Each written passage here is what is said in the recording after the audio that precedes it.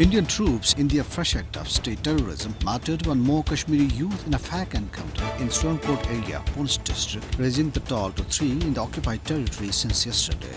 The trigger-heavy troops killed 2 youth in Rangret area of Srinagar yesterday. The All-Party Hurriyat conference spokesman in a statement issued in Srinagar denounced the present military operations against the freedom-loving people of Kashmir. He said the unabated killing spree in the occupied territory has brought the entire South Asia to the brink of a nuclear collision. Pakistan has strongly condemned the unabated extrajudicial killings of innocent Kashmiris in fag encounters and staged operations by Indian occupation forces in Indian illegally occupied Jammu and Kashmir. In a statement, Foreign Office spokesperson Asim Iftikhar called upon the international community, including the United Nations, to take immediate cognizance of the worsening human rights situation in the occupied territory.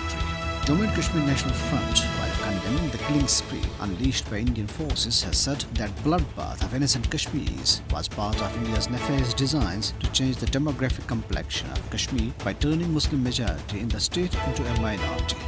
Senior Hurriyat leader Professor Abdul Ghani Bhatt, in a statement, called upon Pakistan and India to resolve the Kashmir dispute through a sustained and result-oriented dialogue process. He warned that the association of 3 nuclear powers, Pakistan, India and China, with the Kashmir dispute has turned the issue a threat to global peace.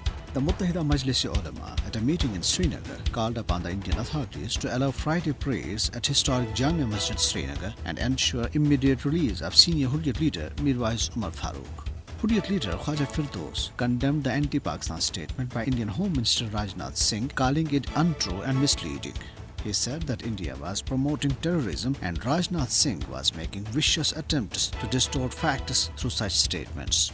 Malaysian parliamentarian Hasanuddin bin Muhammad Yunus, talking to a delegation of All-Party Hurriyat conference in Islamabad, reiterated his country's support to Kashmiri's legitimate cause and vowed to play his role in galvanizing the Malaysian government's role to seek an early solution of the Kashmir dispute.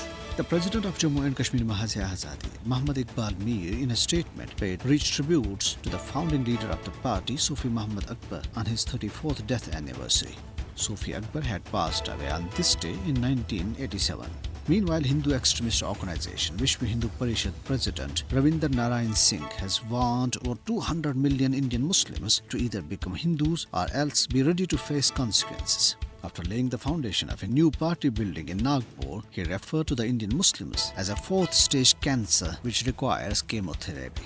Rights activist Irom Sharmila, known as the Iron Lady of Manipur, who was on a 16-year hunger strike against the Black Law Armed Forces Special Powers Act, said that after the recent killing of civilians by Indian forces in Nagaland, demands the draconian law should be repealed from the northeast Indian states. Meanwhile, civil society organizations of Nagaland have said that no ex gratia or compensation from the Indian government would be accepted until justice was delivered to all the 14 victims, including the survivors and family members of the December 4th incident.